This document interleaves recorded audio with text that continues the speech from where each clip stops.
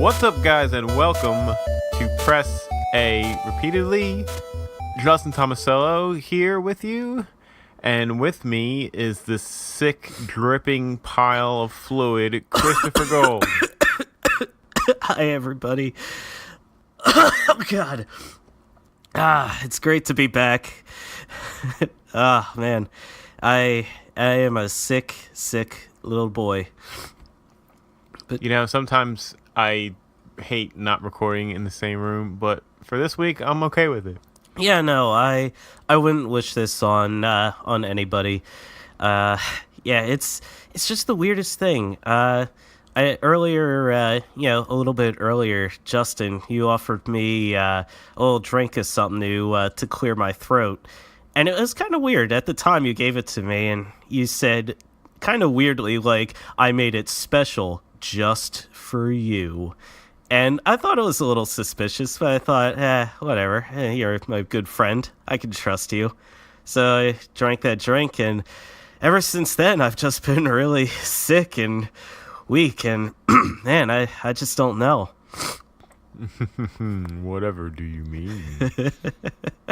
No, but attempted murder jokes aside, it's just a sinus issue. It was cold earlier this week. Now it's very nice and sunny, and my sinuses have kind of gone into an open revolt against the rest of my body. So it's just something I'll have to bear with for the next couple weeks or so. Unfortunately, this does not go away quickly for me. Yes, well, of course, feel better, drink your orange juice. And we are back after we took last week off. My brother got married. Yes, he did. Congratulations to Nick and to Annie. Yeah, it was a beautiful service. Yeah, everything was fantastic. It really was one of the most enjoyable weekends of my life. And, thanks to everybody who came down. Everybody who's been on this show, of course, we're all friends, so we were all there, and we just had a great time. And, it was a lot of fun, but we're ready to get back to business. Yes, and real quick shout out though to Justin. You were the best man, of course, for your brother's wedding, and you gave one hell of a great best man speech at the reception afterwards. I was really genuinely suppressed. It was eloquent, it was lucid, it was well thought out. Honestly, I had no idea you were capable of stringing together words in such a beautiful manner, but you did, and it was a good speech. Wow, thanks, man. That was actually my Plan B speech. My Plan A speech was to talk about fake news and the real issues, but they didn't let me read that one, so I guess I'll just have to keep those thoughts in the back of my mind for now. Oh, man, I want to joke, but on the other hand, we should probably just move on immediately from that. Yes, I definitely agree, because we got a lot to talk about. Look, here's the deal, man. We're at the end of the year, getting close. There are so many games that came out this year, so many great games, so much to play. How the hell do you manage it all, Chris? Justin, I have no idea. If only there was a podcast out there that would somehow address the issue of what a gamer is to do about having such an immense backlog of games. There aren't any out there, though, that are addressing this crucial issue. Yes, perhaps an hour from now or so, we will start talking about something like that. Yes, this will be that podcast. Yeah, we'll just have to tune in for the end of this show. It'll be an enjoyable ride to get there because, again, it's been 2 weeks since we've last had an episode, and we've played a lot of games and got a lot to talk about. So let's just hop right on in. Chris, what are you playing? Well, Justin, as you know, this is October, and it is Halloween season, and no other company really embraces the idea and the ideal of Halloween quite like Blizzard, and specifically their hit game Overwatch. That's right, Halloween Fest, right? I don't know if it's called like Halloween Fest, but it is their Halloween event that they've put together every year. I mean, they did it last year in Overwatch's debut season, and they're doing it again this month with what they're calling it is Dr. Junkenstein's Revenge. That's right. Now, yeah. this is a PvE mode that they're kind of introducing, and they're having a lot of fun with it. Like, you can play Overwatch in the regular team modes. Specifically here, they have an arcade mode that is PvE, and a few of their characters are actually in costume. And what you have to do is you are defending this castle door from a bunch of robot zombies that one of the characters, Junkrat, he is the titular Dr. Junkenstein. And he is dressed up as this mad scientist, cackling maniac that he is. He's created all of these robots to attack this castle door. And you and a small team of, I think, 3 other people have to defend this door from the zombie robots. You only have a limited number of characters, though, to choose from to defend this door. Now, ordinarily, the characters that I choose to play, I like to play as Lucio, I like to play as Pharah. Neither of these characters were available for this option. So, that's a bummer. Yeah, it was a bit of a bummer. But on the same token, it gives me a good opportunity to try out some of the other characters and kind of figure things out. So I said, you know what? I'm going to try out Ana.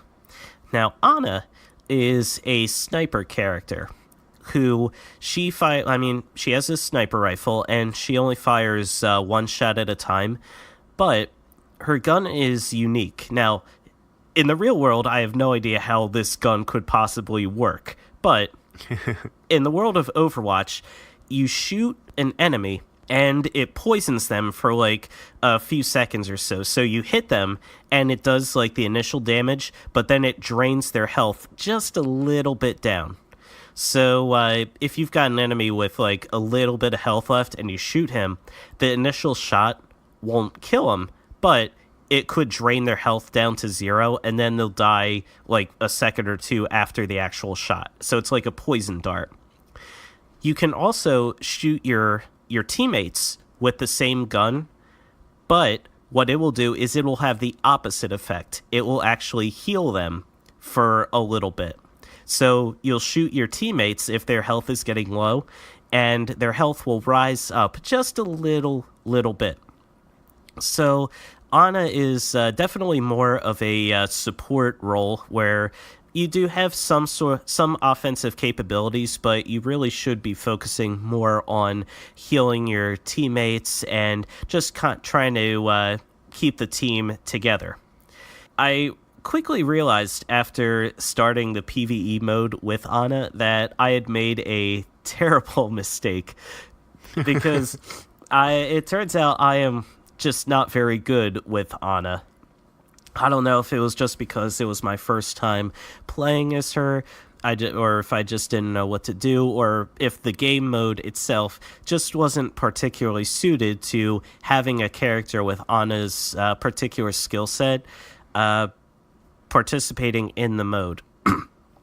But I held my own for a while. It was let's see, there was me, another player was playing as McCree, who's the like Old West cowboy type character.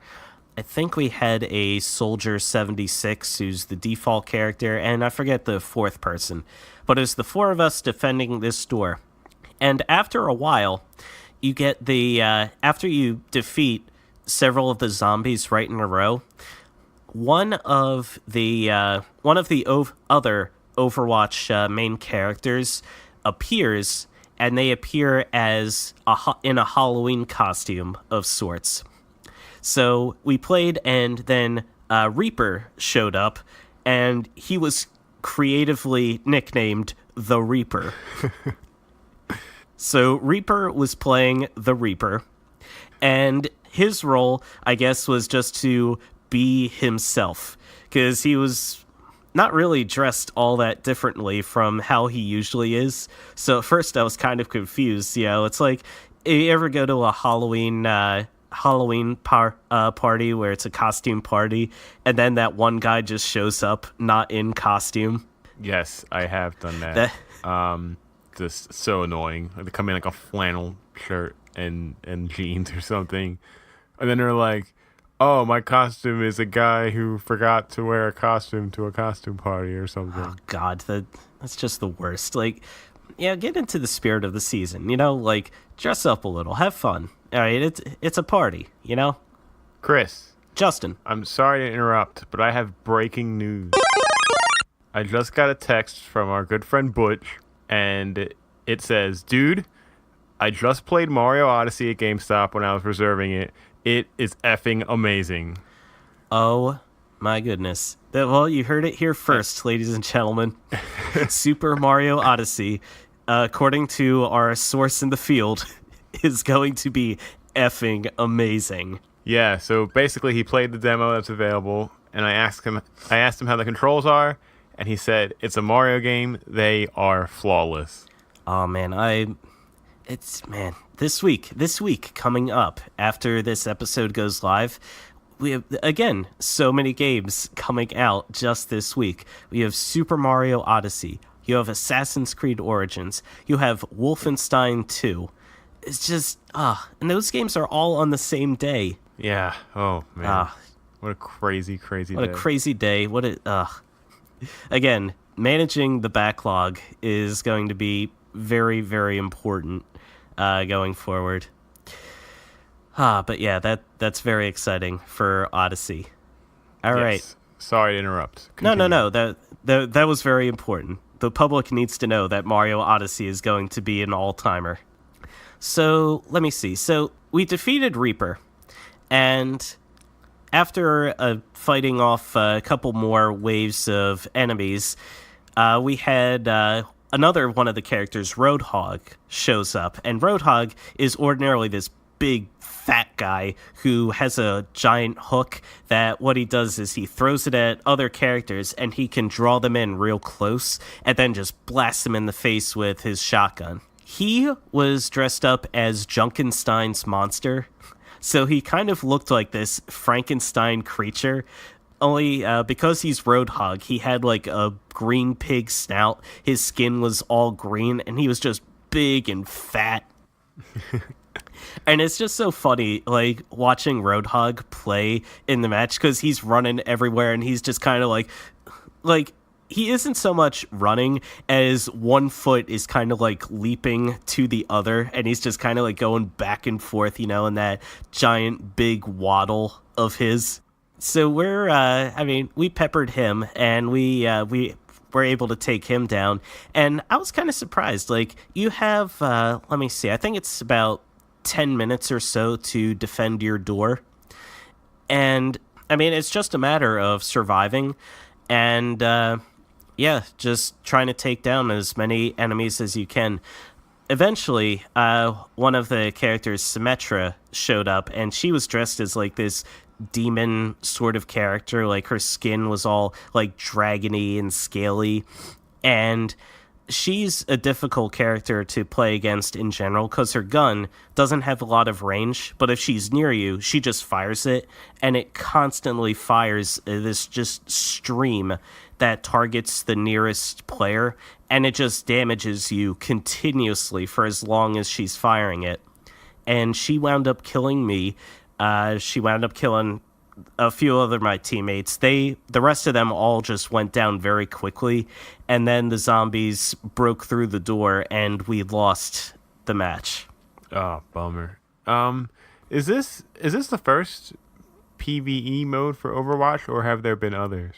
I don't think it's the first one. I know Overwatch has had PvE modes before in the past, and I know there has been clamoring from the community and from gamers at large for Overwatch to have a steady, consistent PvE mode in their arcade section, so that you can play PvE whenever, because it is a lot of fun to work together and take down a common enemy with other players. And not everyone likes or is good at the standard PvP modes. Like, I know a lot of people were asking for Team Deathmatch, which I also had tried out very briefly, and I just was not good at that at all. Where the deathmatch is you're an individual instead of being part of a team, and you have to kill as many of the other players as you can while they're trying to kill you. And every time you get a kill, that's plus 1 point to you. But I believe every time you die, that is minus 1 point. And that's capped at, like, your total points. Like, once you get up to 20, you win the deathmatch. Like, you're the winner. And the game always shows you who is in the lead with points. So it kind of tells you, okay, that's the person we have to target if we want to keep the game going, if we want to try to win. Got you.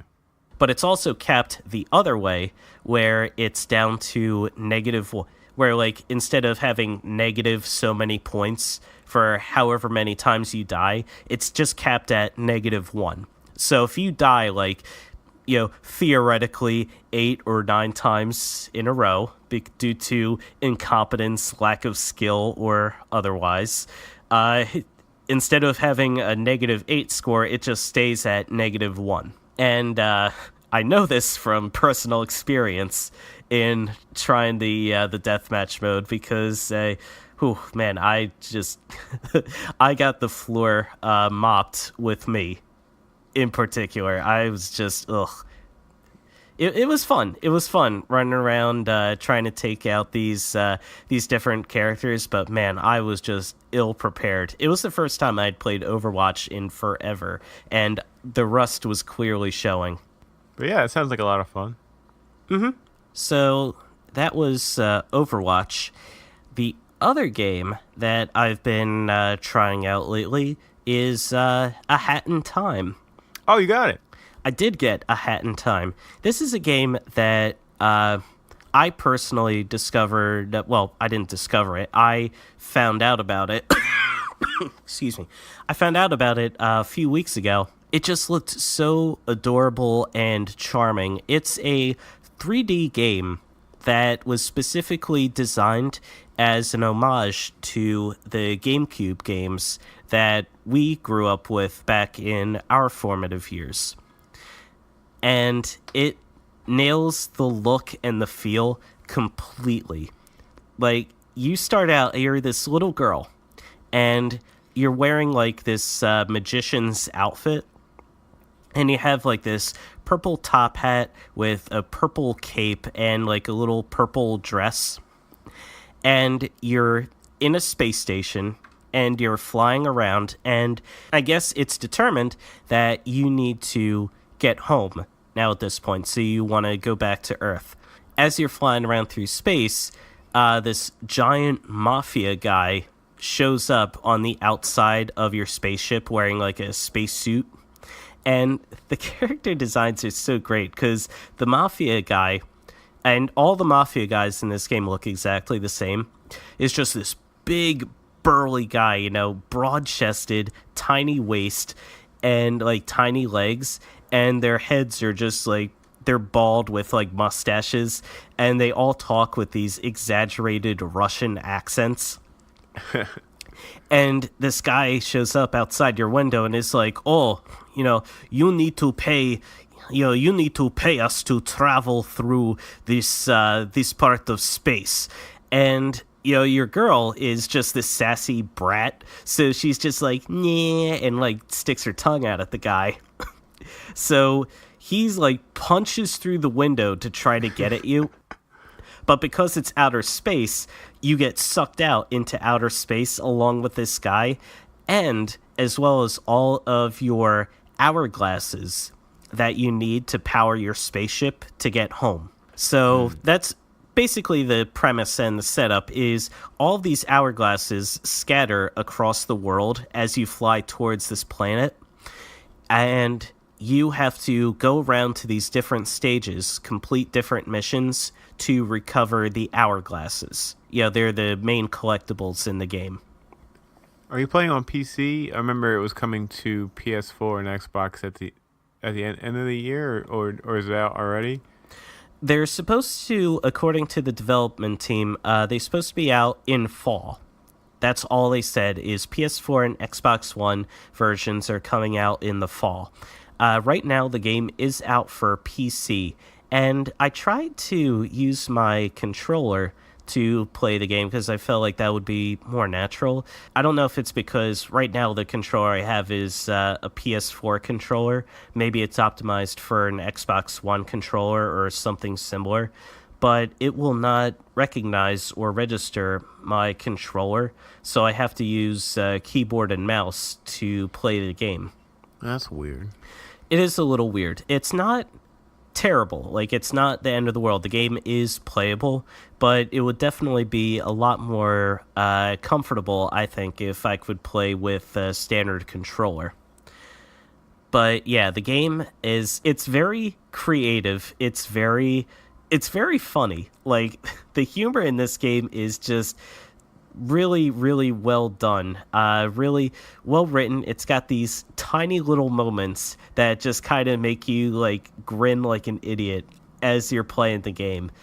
You really can't ignore the nostalgia factor that's in play when you're playing something like AHatInTime. They really have nailed the look and feel of those old school GameCube games perfectly. Like, even down to like the frame rate is really smooth. The models look great, and the environments are fantastic and really well designed, and they're just a lot of fun to just explore. Like, you look around and you see, ooh, there's something over there. Let me try going for that. There's no time limits to any of these missions, so you're free to just roam around and go at your own pace. Like, the models, like, and everything is not pristine. Like, it's not set up to today's standards, which is the point. Like, everything is supposed to look exactly like it's supposed to look like a GameCube game, and it nails that aspect. Like, honestly, it looks like something that wouldn't be out of place in, say, like The Wind Waker, which is one of my favorite games of all time. So that in and of itself, just how similar it looks to that old cel-shaded style, definitely has helped me fall in love with this game. Yeah, definitely. I love the look of the game.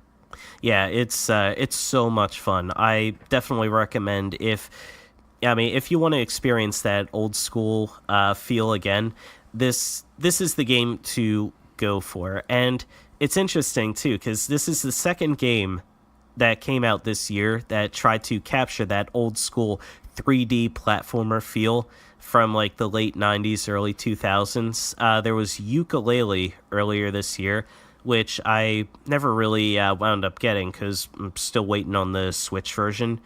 And and then you have AHatInTime that just came out. And it's funny, a lot of reviews out there are saying that comparing Ukulele to AHatInTime does a much better job of capturing not just how those games were back then, because, I mean, let's face it, those games back then had their flaws. Like, they were not perfect. Like, the camera was wonky, sometimes the levels weren't designed great, they could be frustrating. But and it was part of the charm, too. Exactly. And what AHatInTime does that Ukulele doesn't really do is it captures the feeling of what playing those games were like. Like, it remembers the nostalgia of playing those games, while at the same token, it's not replicating a lot of the same issues that would today be considered frustrating or perhaps archaic. Yeah, that's really awesome. When you first showed me that, it really piqued my interest. And yeah, I was getting those feelings of like, GameCube era platformers like Ty the Tasmanian Tiger or Billy Hatcher and the Giant Egg. Oh, yeah. Yeah. So how far along are you? Let me see. I just completed the first world. I got a few hourglasses, And it's cool, too, because you can go back to your ship, and your ship acts like the hub world. And the more hourglasses you get, the more doors that you can unlock. And so you can go through them, and you can unlock new worlds. So I'm just getting started with the game, but yeah, I'm really looking forward to keeping it going. And let's see, that's about it for me. So, Justin, what are you playing? All right, cool. Yeah, like it's been 2 weeks, a lot of game playing. I'll start quickly with last week. Destiny was running its Iron Banner, which is a PvP focused, I guess, week-long event that happens, I think, once a month. And you can get a lot of really cool and rare gear from it. And, it's PvP, not great at PvP. But As is well established. yes, I've mentioned multiple times on this podcast. But, when you talk to the guy, I forget his name, but the guy that runs the Iron Banner, like, you can look at all the items you can get from Iron Banner, and the armor for everybody, especially the Titan, was, like, really awesome. Like, he had this helmet, this samurai helmet with these big horns, almost like Shovel Knight style. Ooh, nice. He had these gauntlets with these shoulder pads where, like, the shoulders were just, like, the giant golden head of a wolf on each shoulder. It was, like, so badass. I was like, I need to get this stuff. So I was like, all right, whatever. I'm just going to dump in and play a bunch of this PvP because you still get stuff even if you lose the game. You don't get as much of, like, the Iron Banner tokens, but you still get them. I was playing it, and I will admit, I was a bit inebriated. I had a few beers in me, and I was actually doing kind of okay. And I was like, oh my God, am I, like, decent at PvP when I've been drinking? That's the secret, yeah. Was like, get drunk. Yeah, the thought process. So, and then, I was just playing with a bunch of randos, but then later, Dave and Danny hopped on, and I played with them.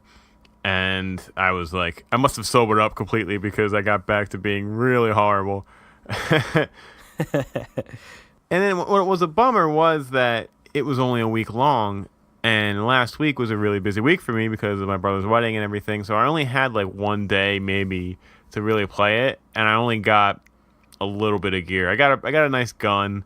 And I got this little like butt flag thing for the armor. But I didn't get any of the stuff that I really wanted to get. So I hope that when it comes back, you can still get the same armor from the first week, because I really want some of that stuff, and I really hope I didn't like completely miss out on getting it because I didn't get to play it enough, because that would really stink. Did you say butt flag? Yeah. So that was a term that Dave and his crew coined, but I know for every class, the hunter gets like a cloak. No, the hunter gets a hood, the wizard gets a cloak, the warlock, and then the titan just has like this like flag thing that's on like their belt that like covers their butt, and they just call it the butt flag.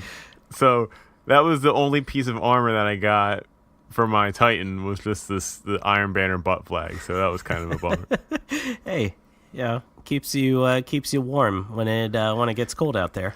Keeps those cheeks nice and toasty. Yeah, you do not want to have untoasty cheeks. Yeah, and it's interesting. I was talking to Dave about Iron Banner, and he was telling me that this Iron Banner is very different than Destiny 1's Iron Banner.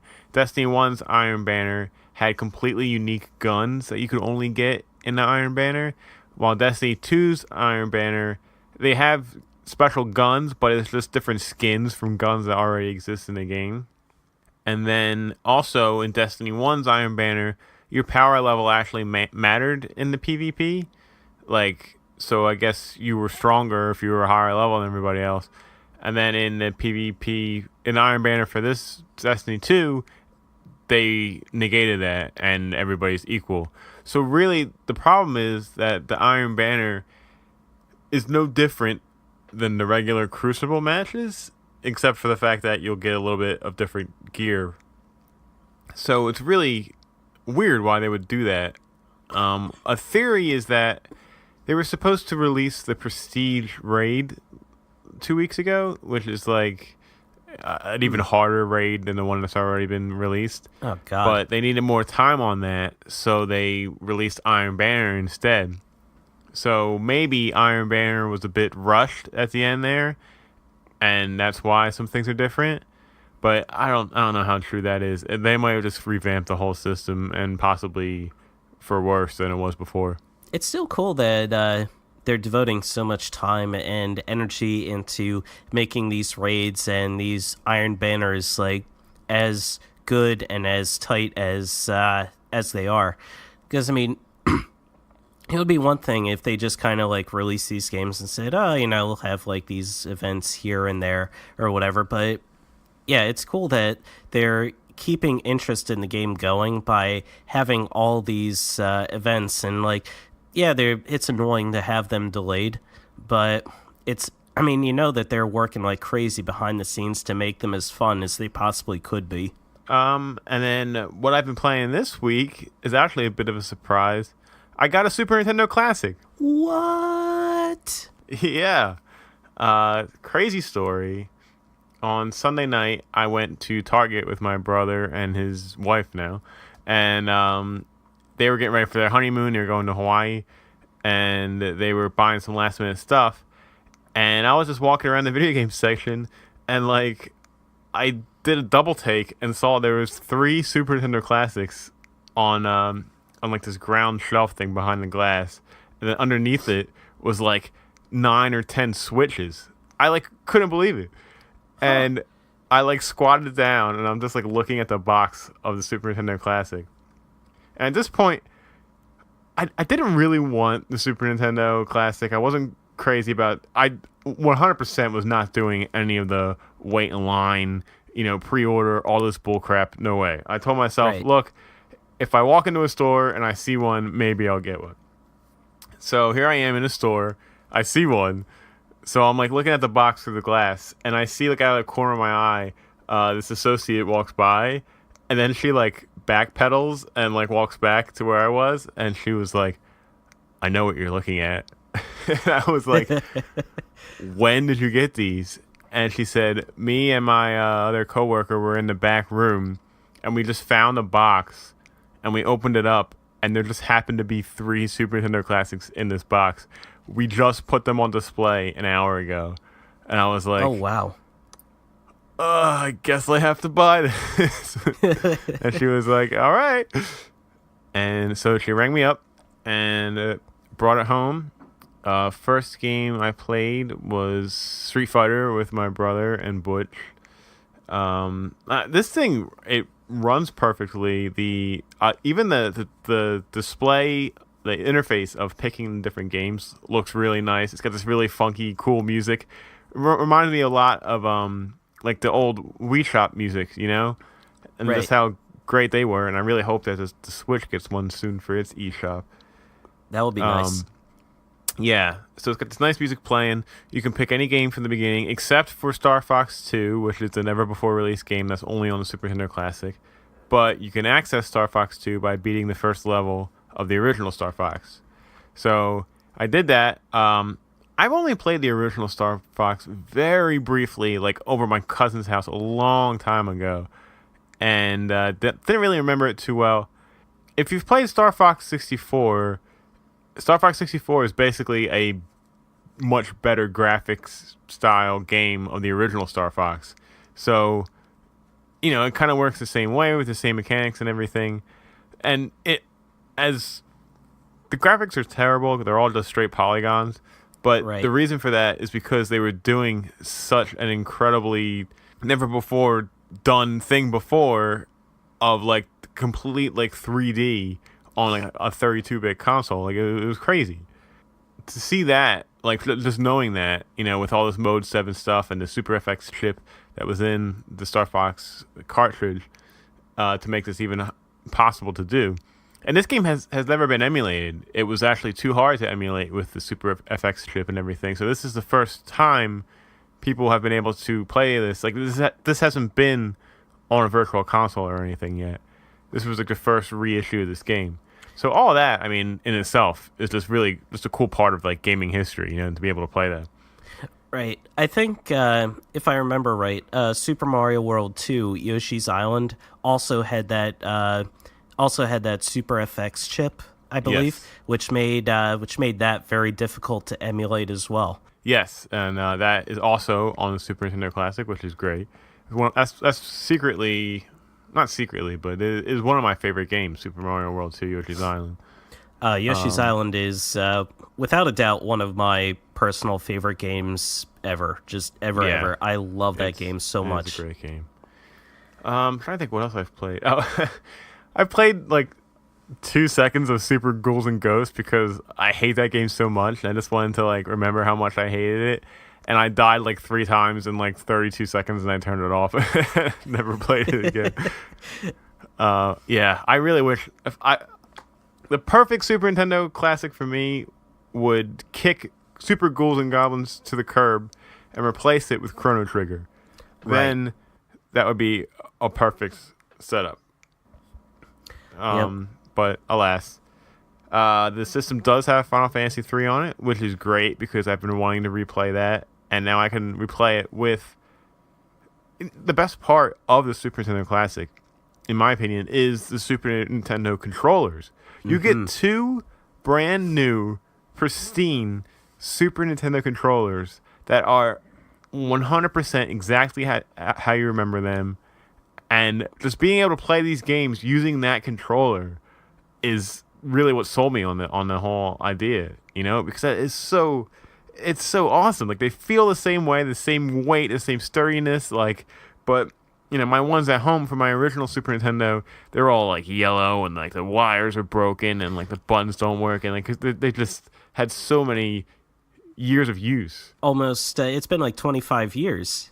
Yeah, and it's hard to find Super Nintendo controllers that you can use to replace them, and to play all those old games again.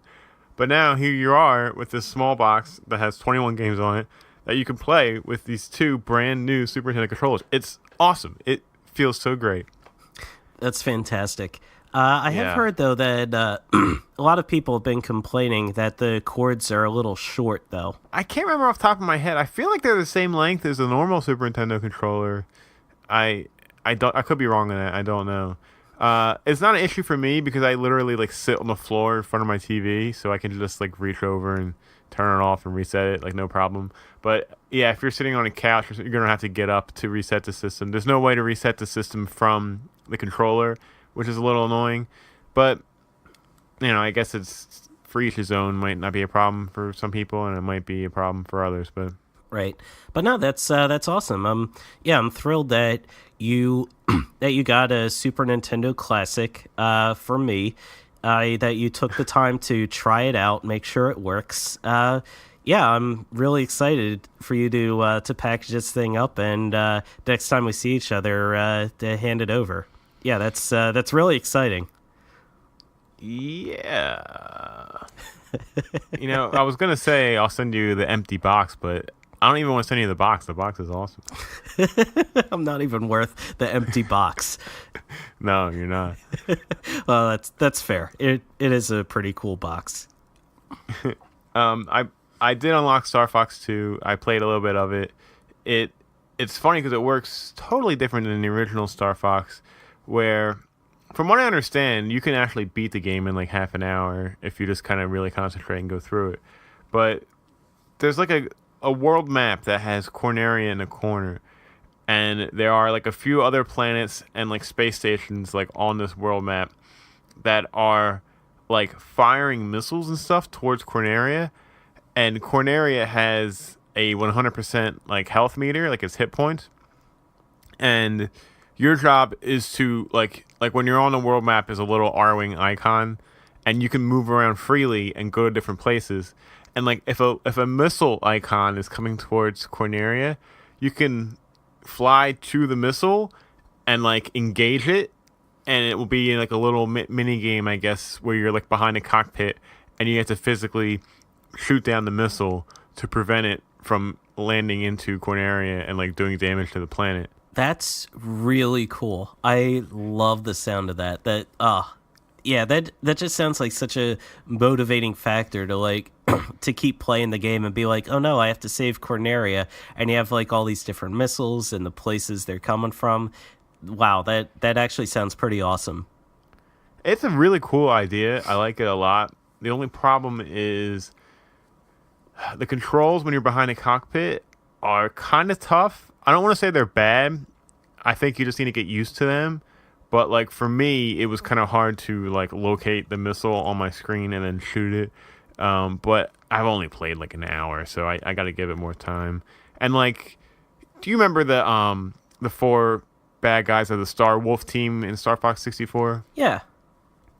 Well, they actually were carried over from Star Fox 2. That Star Fox 2 was the game they were originated in, and they're on the map too. So there's like mini games where like you engage with combat with them and have to take them out before they go towards Corneria and do damage to the planet.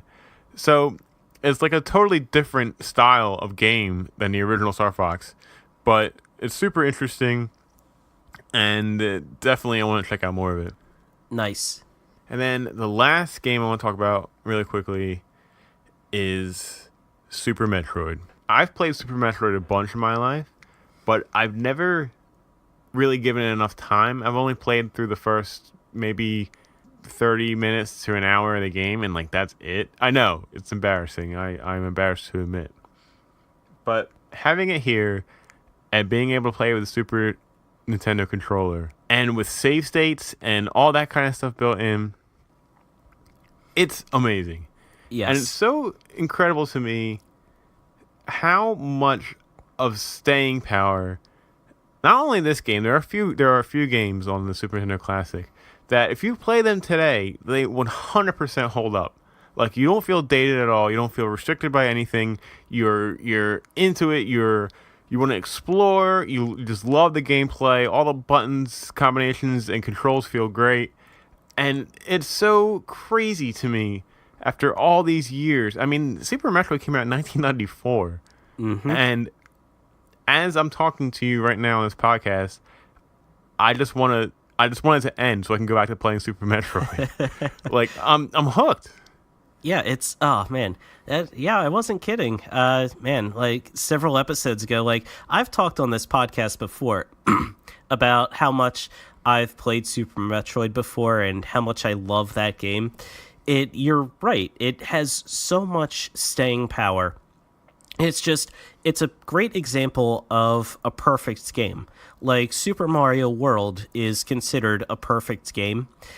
Super Metroid is to me also a perfect game. Like it can get a little annoying. I mean, it's just the inherent nature of the Metroid games, the backtracking. Yeah, I mean, it's tough. I've died a lot already. It's a very tough game. You're going to die a lot while playing this game, but it's just so much fun to explore. It's fun to fight all of these different enemies, just see the world. The soundtrack is amazing. The enemy designs, the level designs, everything about Super Metroid is just it's just so good. I'm really, really happy that you have the chance to rediscover this old classic and give it the love and playtime that it deserves. I mean, that Super Mario World, A Link to the Past, which is like probably, I would feel confident saying that's my favorite game of all time. Right. There are a lot of games for the Super Nintendo that you can describe as quote unquote perfect, that are just flawless. But yeah, I mean, these things are supposed to be a lot more available than the NES Classic. They were originally going to stop at the end of the year. That's not true anymore. They're going to keep making them into next year. So I expect these to line the shelves pretty well, especially during Christmas time. And there's already reports of scalpers not making anywhere near as much money as they did with the NES Classic, which is great. Yeah, good. And yeah, so I really hope that everybody that wants one can get one. Yep, same here. All right, and that's it for me for what I've been playing. All right, so I guess at that point, it's time for us to dive back into the creepy arcade.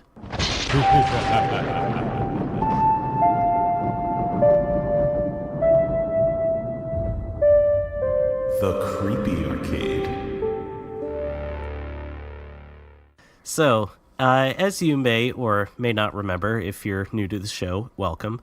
But a couple weeks ago, Justin was given the game Amnesia, The Dark Descent, to play as part of our little ongoing series as we're taking a quick break from our usual indie arcade and diving into the creepy arcade. So, Justin, tell us about Amnesia, The Dark Descent. Amnesia was so scary that I got amnesia while playing Amnesia, and I don't remember how much I played of Amnesia. All right, so that's going to do it for the creepy arcade. No, that is not true. I played Amnesia. Regrettably, I did not play a lot of it. I wish I played more. However, I'm just a huge weenie. I mean, I was thinking about it, and all the time I'm playing the game, I was stressed the entire time. Like, my heart was racing a million beats a minute. I had no idea what was in store for me. I was bracing for a jump scare every 2 seconds, even though I really didn't hit any in my time playing, and it was just more of uncovering the story and everything. But just the tone of the game is just so creepy. And look, I love that these games exist. But for someone like me, I just don't enjoy this kind of stuff, and it kind of sucks because here's the thing: the story sounds really awesome. You are playing as this guy named Daniel, and you wake up in this old mansion. There's a lot of similarities to Resident Evil in this game I've picked out, but you're this guy Daniel. You don't know really who you are and why you're here or anything. And you're kind of creeping around this mansion, and you walk up, and there's a note on this table, and it's to Daniel from Daniel. It's from you, from the future or from the past, and it basically tells you, hey, I know you're not gonna remember any of this stuff, but you gotta trust me. And what I'm about to tell you is gonna sound crazy, but at the end of this mansion, or the top of this mansion, or I think it was in the basement, I don't remember. There is this guy named Alexander, and you have to murder him. Just trust me, it's the right thing to do. You gotta take him out. Just go and get this job done. And, wishing you the best of luck. And it says from Daniel, yourself. So you're all right, I guess I have to go. I guess this guy wronged me somehow. I have to go find him and kill him. Right, as you do. Yeah.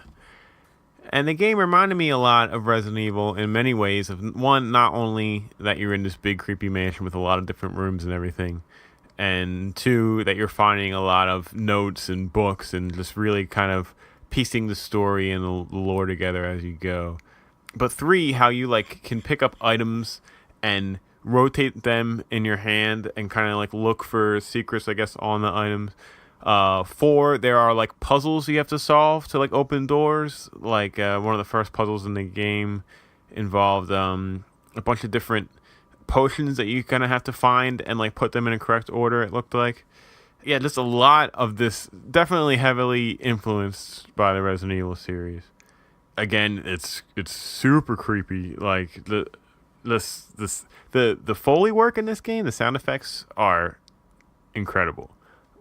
You'll be taking 2 steps and you'll hear a creak behind you, or footsteps, or just some low gurgling, and man, I was getting so freaked out. I would turn my character around really quickly and not see anything, but I could have sworn I heard something from the background.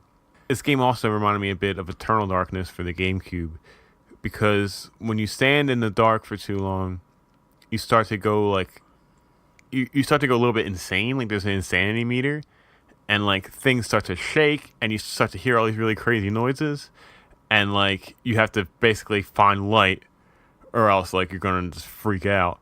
There are lanterns. Well, there's a lantern that you have, and you can find lantern fuel. There are I forget what they're called, but they're these fire starter things that you can use to light candles and stuff around the area. And I'm 80% of this mansion is dark, you have to light a lot of candles, but also you have to reserve your matches and your oil tank enough to be able to get through most of the game. And I have to shamefully admit that I really didn't play that much of it. I was like really just on edge. Yeah, I don't know. This is a huge kind of bummer. It looks awesome, like I would totally watch somebody else play this game. Yeah. Yeah, that's all right.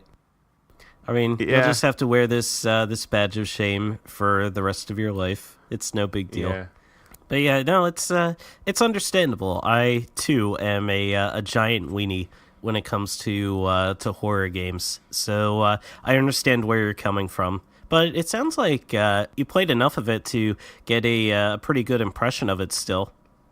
Yeah, it's just it's a bummer to me because like I was getting into the story, like I wanted to know what was going on, but I was just so like uncomfortable playing it that in my head I'm just like, I'm not gonna play this game. I'm not gonna finish it. I'm not gonna keep going. Like I don't like to be scared, Like I guess that makes me like a wimp or whatever, but like I just don't enjoy it.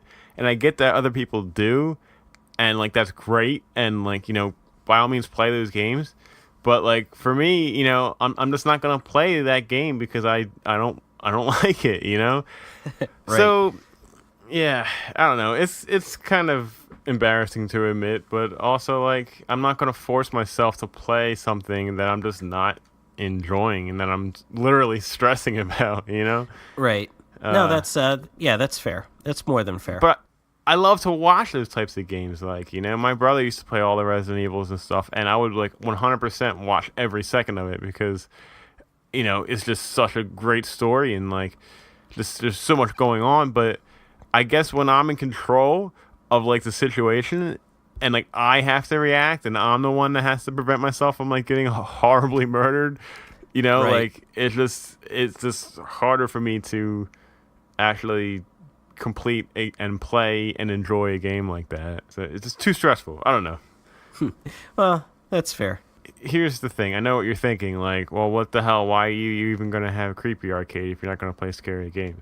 I think there are a lot of scary, creepy games out there that I would like to play, and I would love to play, and I would enjoy to play. For example, Little Nightmares, which I've said earlier in the year, is one of my favorite games of the year so far. I've had a blast playing that game. Yeah, it was creepy, but it was still like enough of a great story and great art style and gameplay to keep me moving into the rest of the story and wanting to learn more and play more. I guess it's not as like, it's really tense and creepy and scary, but it's not like gruesome. So maybe that's the thing that freaks me out. I don't know. Right. So when I had to pick a game for you this week, my original plan, I had enlisted the help of Dave, and he gave me such a good one. He was like, well, Chris gave you... I should have known you would have asked Dave. Of course, he's the horror master. Yes. He was like, Chris gave you Amnesia: The Dark Descent, so why don't you give him Amnesia: A Machine for Pigs? And I was like, oh my God, that's brilliant.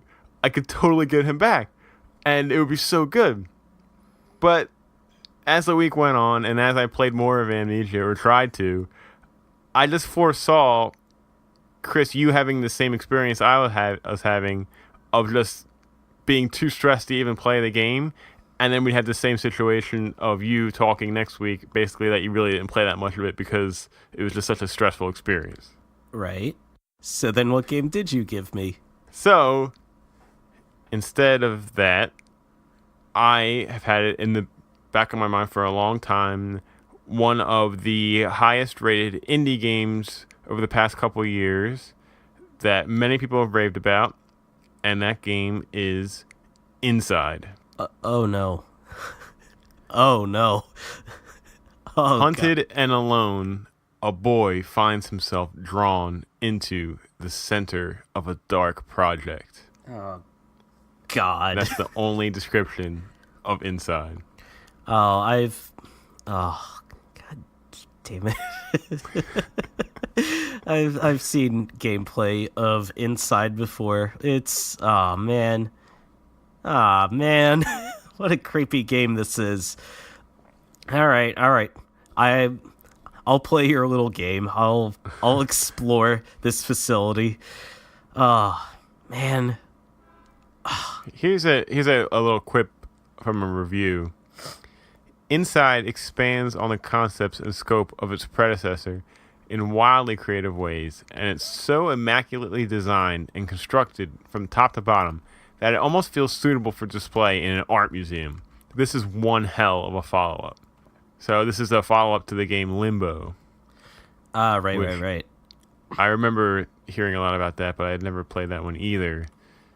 But yeah, Inside, I mean, it's got overwhelmingly positive reviews. It was in the talk for Game of the Year last year by many people. It's supposed to be just a really great experience, but also creepy as hell. And I want you to play it this week. Well, if I must, and I will. Yeah, man. I'm just playing I'm just watching the trailer for it right now, and it's just so dark and atmospheric. But the use of like the lighting and just the mood of it is just so well done. Like it just helps give it that creepy feeling just so well. And oh man, I am not looking forward to playing this, but I'll give it my best. I will plow ahead, and I will give you a scoop on what it's like on the inside. Yeah, it's funny. When you first brought up the idea of the creepy arcade, I was hoping you would give this game to me because I really want to play it. I'll admit, honestly, I was thinking about it. I was considering it, but yeah, I went with the Dark Descent instead. Yeah, I guess I was just getting nervous that neither of us might give it to each other, so I figured, what the hell, I'll just give it to you for this week. And no, it's a good choice. It's a very good choice. Well, I'll let you all know next week when I give it a shot. All right, sounds good. What do you say we take a quick break, and when we come back, we'll figure out how to navigate through our backlog of games. Sounds good to me.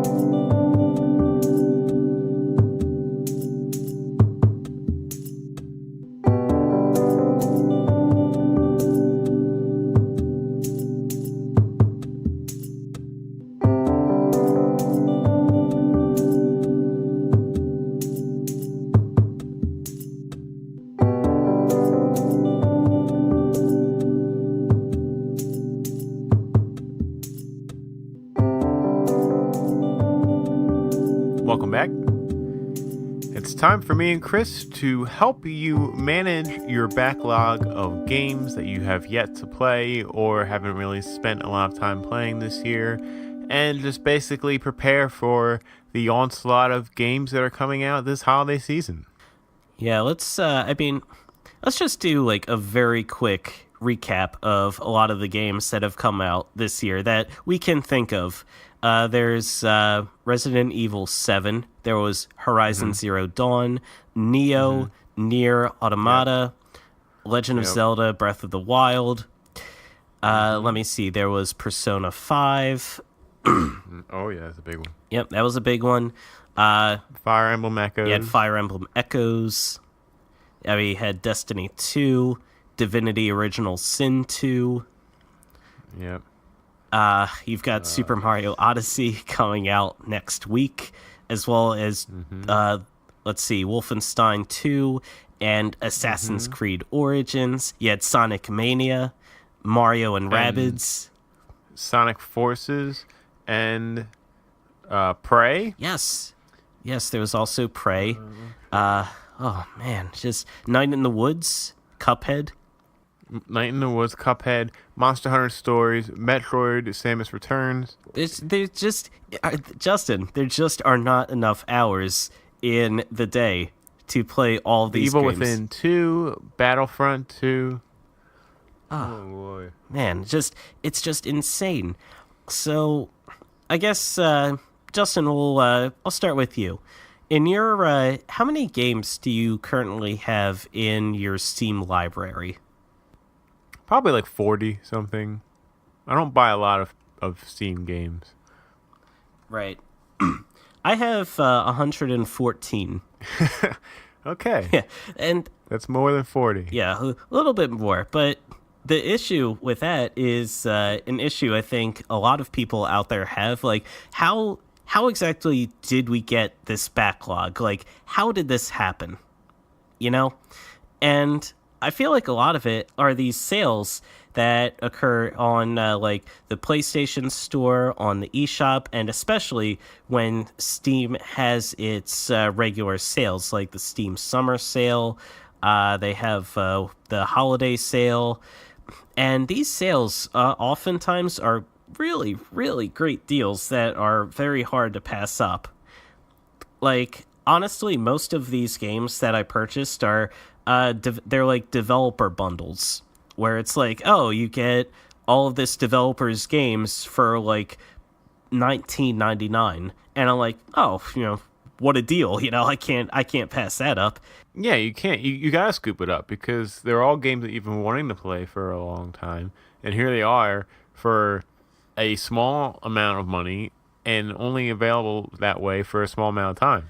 Right. So then I buy these bundles, and each of these bundles comes with like 8 or 10 games all on its own, and now it's like, what a sweet deal.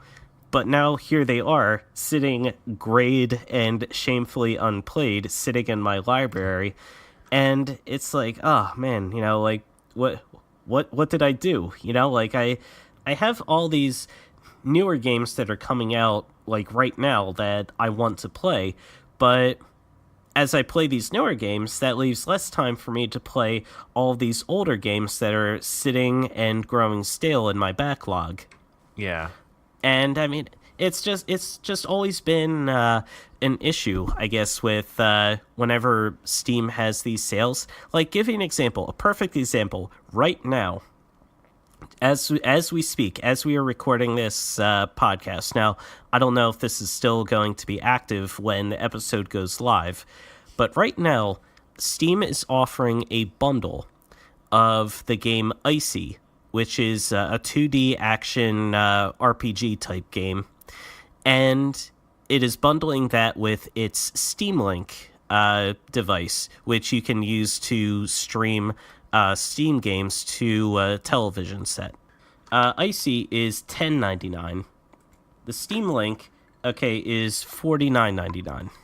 That's full price for both games. For a brief period of time, they were offering that bundle together for $8.69. Now, that doesn't include shipping and handling costs, which virtually doubles that to like $17. But still, that is an amazing deal, especially for the Steam Link just in and of itself. Now, I actually had some self-control there. I didn't actually pull the trigger on that deal because, I mean, again, I was thinking to myself, when am I ever going to use the Steam Link? When am I ever going to play Icy? Like, I have all these other games going right now in my backlog. Why expand it any further?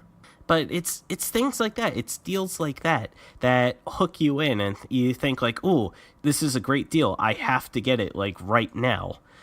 But then it just sits in your backlog for forever. And yeah, like, I don't know, Justin. So you have this backlog, right? Now you have about 40 games or so. That's not including all the games that you have out for a console currently. How do you what do you do when you decide, okay, I've got this backlog of games. There isn't anything new coming out for a while. How do you handle a backlog? So, yeah, that's probably the first and best suggestion that we could give is that, following games for as long as we have, we understand kind of the timetable of how a year works with game releases. And frequently, there are droughts within a year. Holiday season is, of course, the mad rush where, like, a lot of huge games are coming out because developers want you to buy these games, in the Christmas frenzies where they make a lot of money. It makes a lot of sense from a business perspective. But times like, normally, because this last year has been an exception to the rule, but normally the first quarter of the year and in like the middle of the summer, it's kind of a dry spell. There's really not a lot of stuff coming out. So, in preparing for those times when you have a backlog, it's great to be able to, all right, look, nothing's coming out for a while. I can finally dip into some of these games that really I haven't given too much attention to. I don't know about everybody, but for me, I have games that I've bought that I haven't even opened yet. Like, I haven't played a game on Steam yet. I haven't taken the game out of its freaking container yet and put it into the system yet. How sad is that? Like, Right. I can think of right now two examples right now that I have. Xenoblade Chronicles X for the Wii U. Never played a second of that game. I don't even know what the gameplay looks like. And The Last Guardian that I've just been waiting for a time to pop it in when I got nothing else to play, and I just haven't ever done it yet. Yeah, I have. I had games like that throughout my life. I remember for the Wii, for the original Wii, I had it was this like puzzle adventure game called like Zack and it's like Zack and Wiki. Zack and Wiki. Yeah, Zack and Wiki make a porno or something like that. I may be confusing that for something else, but yeah, that's a game that I remember. I think GameStop was having a sale on that game, and I was like, "Ooh, this is a game that a lot of people are talking about." It looked like it was a lot of fun. Let me pick that up. So I picked it up and never played it. Another one, Justin, you're going to yell at me for. I already know, but I picked up Luigi's Mansion: Dark Moon for the 3DS. Wait, and for months and months, that literally was sitting on my shelf, still in its cellophane wrapper. Please tell me you've played this yet. I have played it. I have played it since. I'm just saying that for a long time, that game was sitting in my backlog in the cellophane of shame. Oh, wow. I am embarrassed for you. I understand. Your love for all things Luigi and Luigi's Mansion. I knew that one was going to ruffle your feathers, but it's true. There were so many games, especially on the 3DS. The 3DS is a system that has so many great games that are deserving of a lot of attention. And talk about evergreen. Like, we keep thinking that, okay, this last game, Metroid, is totally the swan song of the 3DS. But no, man, there is like no end in sight. And why would they stop? They're still selling a lot of these things. They're still, kids love them. They're focusing on the new 2DS now. Like, they've got a game plan for this system, and I think it's going to be around a lot longer than we think it's going to be. Oh, sure. Like, just this, you've got Pokemon Ultra Sun and Ultra Moon coming out, what is it, next month or in a couple weeks or so? Yeah, and can I take a real quick hot take on that? Oh, yeah, go ahead. Those games are bullshit, all right? Don't buy those games. That's ridiculous that they're doing this. If you've played Pokemon Sun and Pokemon Moon, you're good. Do not spend another full price on a game that barely has anything additional to add. It's ridiculous. Don't do it. Man, That's the end of my hot take. No, that's fine. Yeah, just letting off a little steam there.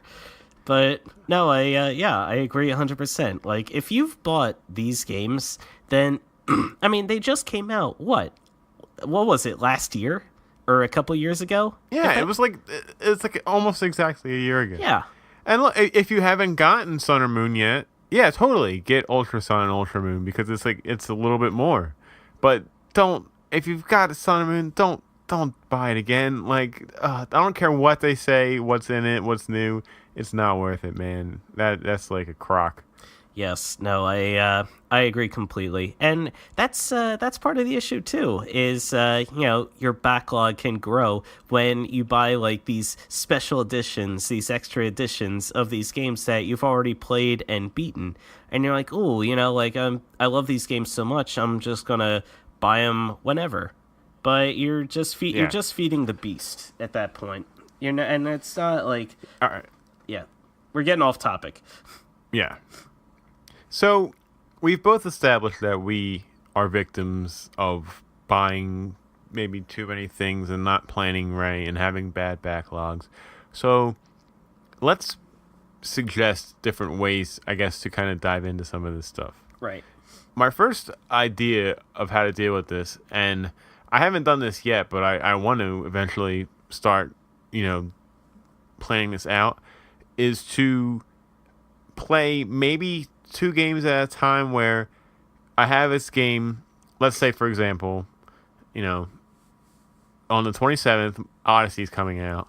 That is like this main game I've been looking forward to for a very long time. I'm going to be playing the hell out of that. So I think that you should have, a good idea is maybe every week you should have like a secondary game to take breaks from Odyssey, right? Right. So I could play Odyssey for as much as I want, and then I'll grab, like, let's say, for example, I have Horizon Zero Dawn. I really like that game, but I'm only like a couple hours in, and it just kind of fell off to the wayside of other stuff coming out, right? And I would like to play more of that game, especially when we talk later this year about our, Game of the Year list and everything. So maybe this week, my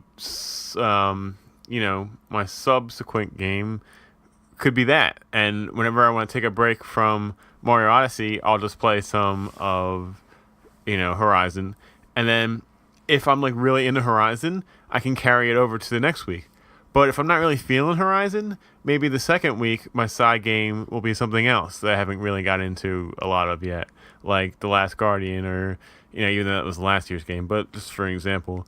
Or even some 3DS stuff, like maybe switch to a whole different system.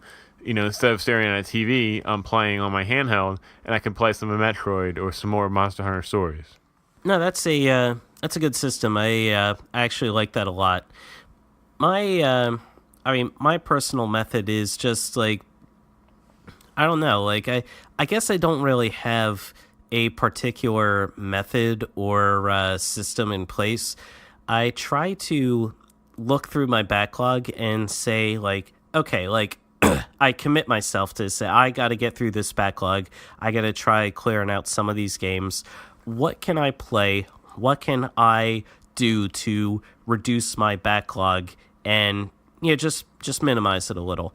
And so I look through and I go through each of my games and I say, oh, this looks interesting or that looks interesting.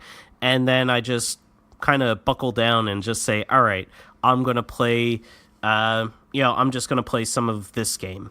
And I just sit down and I play it for a bit. And I'm like you in that, like, if the game holds me for a bit, then I'll keep playing it. But if I'm just not feeling it, or if I'm getting kind of bored, I want to play something else, then I'll move on to the next game. Yeah, no, that totally makes sense. Yeah, I know there are a lot of people out there who they have different methods for managing their backlog. Like, say they'll go through and say, oh, what were the games that were released earliest? Let me play those games before, as time goes on, they could potentially get more stale or the gameplay could potentially become outdated. there are other gamers who they buy it by the order that they purchased it. So they bought something years ago versus something that they bought a little bit ago.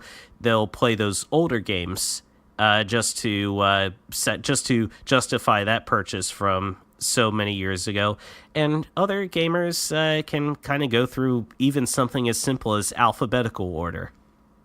I mean, any method that is comfortable to you is really is the best way to get through the backlog and just reduce it, because it's stressful. It's very stressful to have a giant backlog like that of games, and you think, oh, I've barely played any of these. What do I do?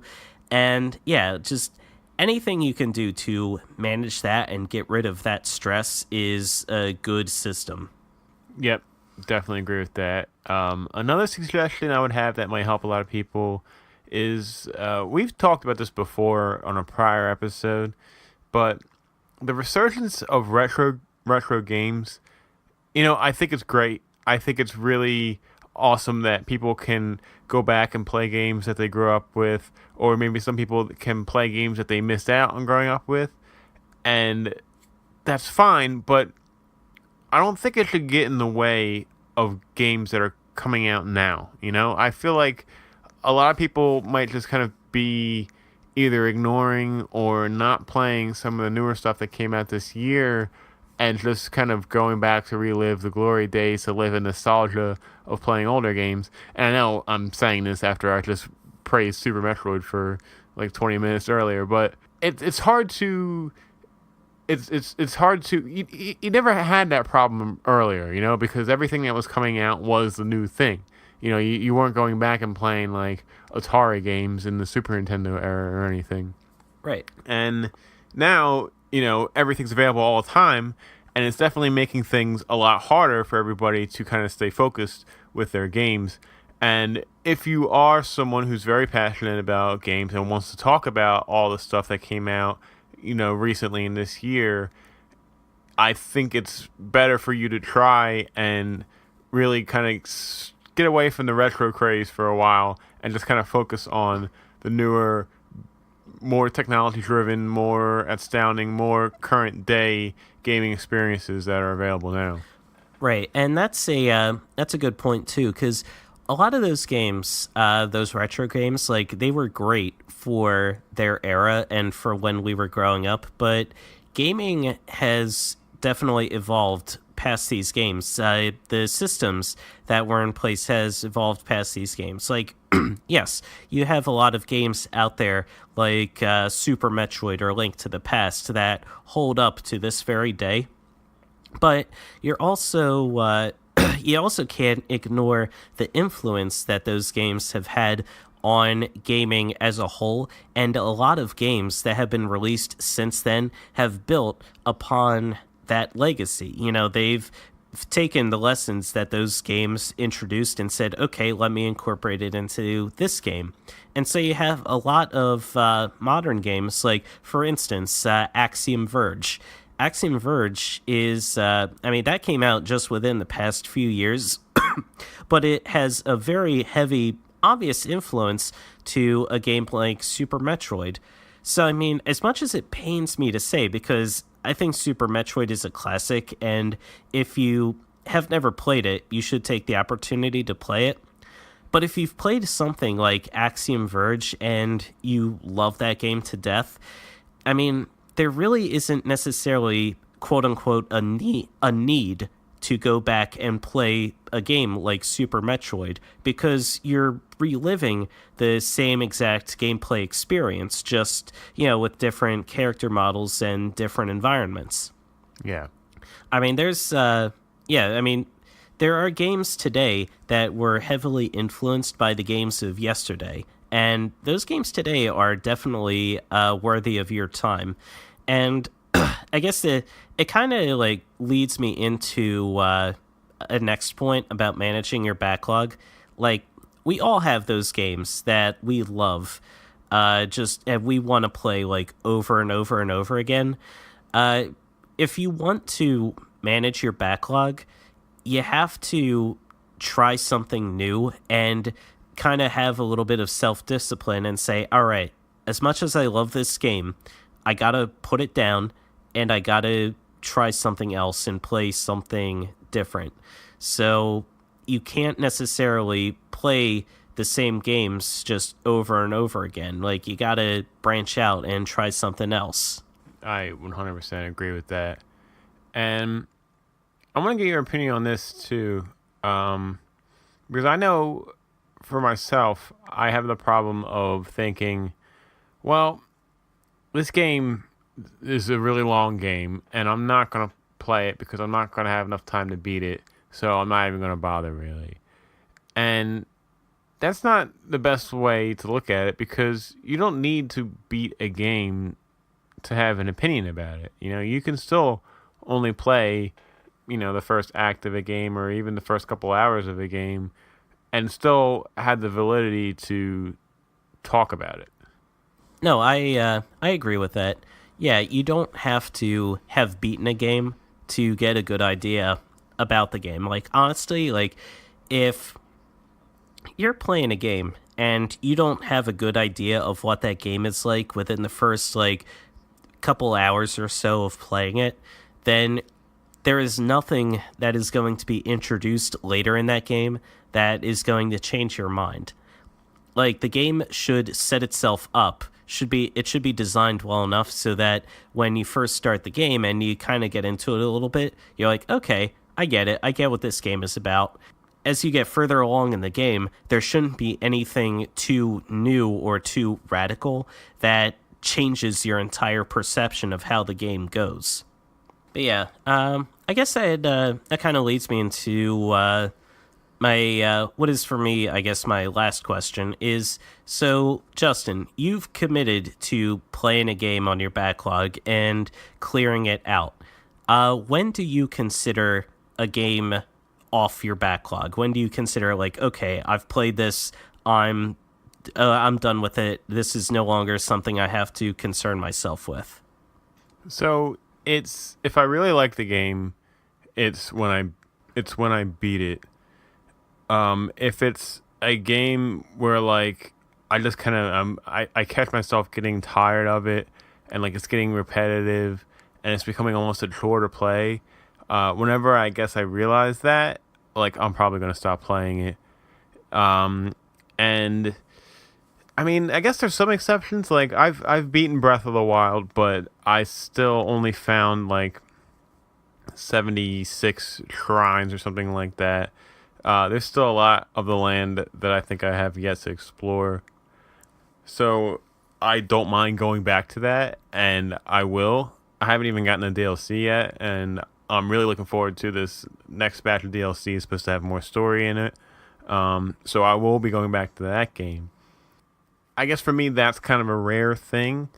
Normally, once I beat a game, I'm not going to play it again, if at all, for like a long time, because I have so much other stuff that, like, I'll always have something waiting, that's ready to start being played. So once the game is beaten, or once I'm fed up enough with a game, I really don't have any problem with moving on to the next one and really not going back to that other one for a long time, or even if at all.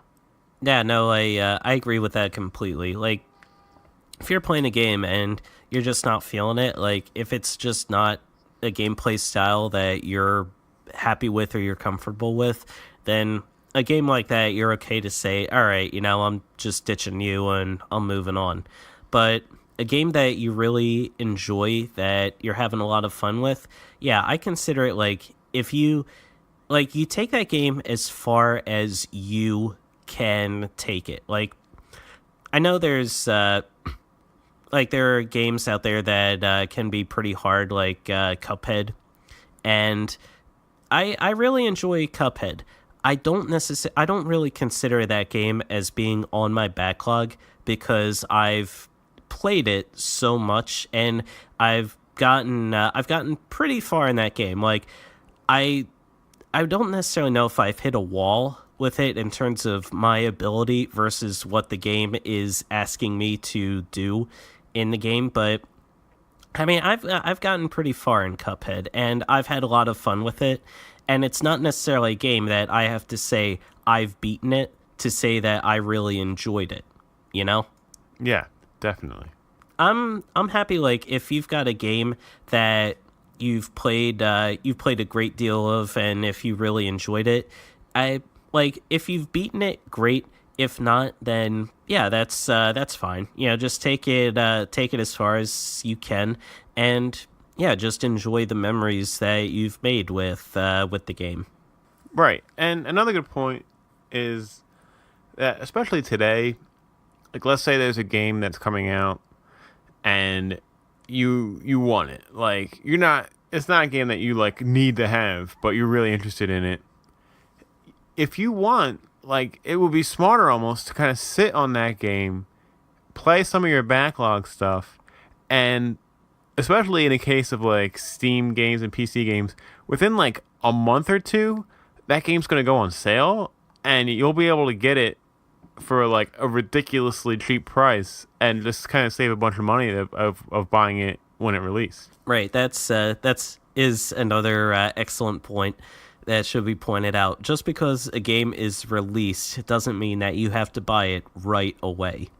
Yeah, you can. That game is still going to be there when you get through your backlog as much as you want to clear through it. And yeah, it's there's no issue at all in just sitting back and waiting for a game because, again, like you said, that game could go on sale and now you can actually scoop it up at a reasonable price. Yeah. I mean, it's crazy. Like, I'm looking on Steam right now. If I wanted to, I could get the Game of the Year edition of The Witcher 3, which has all the DLC and everything in it, for $20. Like, that's crazy. Yeah, that's a great deal. Yep, and scooped up right now. No, I did not. I did not just buy it. Yeah, Steam has one of my favorite features of Steam is the wish list, where you can just tag a game, you know, that you are interested in your wish list, and whenever it goes on sale, it'll email you. And if you have the Steam app on your phone, you'll get a notification through that as well, and it'll let you know, so you never miss the game going on sale. So that's really awesome. Yeah, it's a very very helpful feature. But again, like the wish list, those are games that you don't necessarily like have to have right away. Yeah, these are just games that are on your radar, and hopefully at some point, once your backlog is down to a manageable level, you can scoop them up, and hopefully you have the time to divert to these games. Let me see, Justin. Any more advice for anyone out there who's dealing with a heavy back-breaking backlog? I think I gave all the advice that comes to mind. What's your number one backlog game right now that you really want to start playing? I would have to say Final Fantasy IX. Oh yeah. Yeah, that's a game that I mean, I have the PC version of it on Steam right now. I know it was recently re-released for the PS4. But this is a game that I've always heard amazing things about, and it's a game that I've always wanted to check out and play, but I've just never had the time, or have had other games that have kind of grabbed my attention. This is, Final Fantasy IX is an all-time classic that I really want to dive into and just give it a shot. For me, it's definitely continuing Horizon Zero Dawn, because I really like that game. It's beautiful, and I'm only like I think I'm still in like the opening act of the game, and there's really a lot more that I want to experience. So that, and yeah, I mean, I got Last Guardian last year, and I still haven't even taken it out of the case yet, and like that's really bothering me. I know you played it earlier in the year and talked about it, but I kind of want to experience that for myself. Especially because we were waiting so long for that game. I mean, yeah. That was like a 7-year development cycle. Yeah, I think it was like, almost 8 years. But yeah, it was, if you want to hear some of my thoughts on The Last Guardian, you can go through the backlog of our episodes and listen to some of the earlier episodes where I was talking about my time playing The Last Guardian. Yeah, I think those were actually some of our earliest episodes. Yeah. But yeah, that was a fun game. But yeah, I'm glad that I managed to scoop that one up and get that off my backlog. All right. Well, if you don't have any extra thoughts, I guess we'll just kind of wrap this baby up. All right, let's wrap this baby up. That about wraps it up for this week. Remember, Press A repeatedly posts new episodes Mondays on iTunes, Google Play, and Podbean. If you like what you hear, please take a moment to rate and review the show or tell your friends about us. It helps other people find the podcast and will really help us grow. And thank you to all who have rated, reviewed, and subscribed so far. We love you. You can follow us on our Facebook page and on Instagram at Press A Repeatedly. We're also on Twitter at Press A Repeatedly. Justin is at Oaf7724. I'm at CGold113. You can email us any questions or comments at parpodcast@gmail.com. And that's going to do it for this episode. Justin and Chris signing off. And remember, to water your crops so you'll have enough G to make it through winter, press A repeatedly.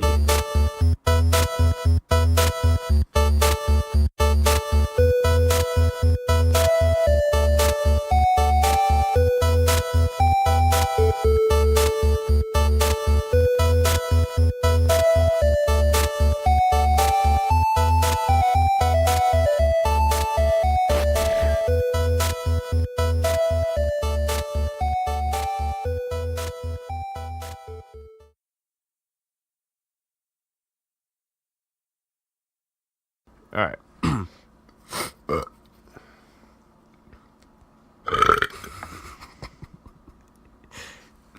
All right.